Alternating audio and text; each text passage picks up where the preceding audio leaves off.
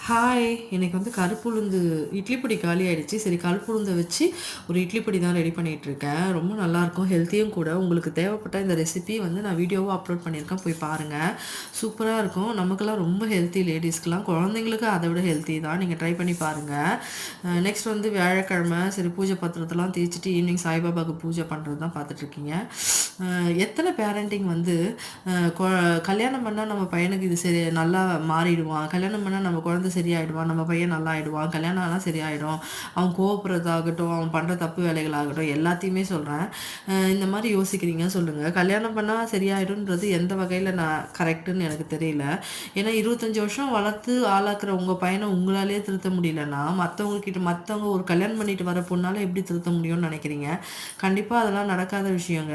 ஏன்னா, நம்ம தான் நம்ம குழந்தைய திருத்தணும். நம்மளே நம்மளால திருத்த முடியலன்றதுனால தான் இன்னொருத்தர் வந்தா திருத்திருவாங்கன்னு நெனைக்கிறீங்க. இன்னொருத்தர் வந்து கஷ்டம் தான் பட போறாங்க. தயவு செஞ்சு சொல்றேன், முதல்ல இருந்தே உங்க பையன திருத்த பாருங்க. இது தப்பு, இந்த மாரி பண்ணக்கூடாது அப்படின்னு சொல்லி, சொல்லி, சொல்லி உங்க பசங்கள நீங்க வளர்த்து, இன்னொரு பொண்ண கல்யாணம் பண்ணி வைங்க. திருந்திருவான், இன்னொரு கல்யாணம் பண்ணி வச்சான்னு சொல்லி இன்னொரு பொண்ணு வாழ்க்கைய நாசம் பண்ணாதீங்க. நான் அப்படிதான் சொல்வேன்.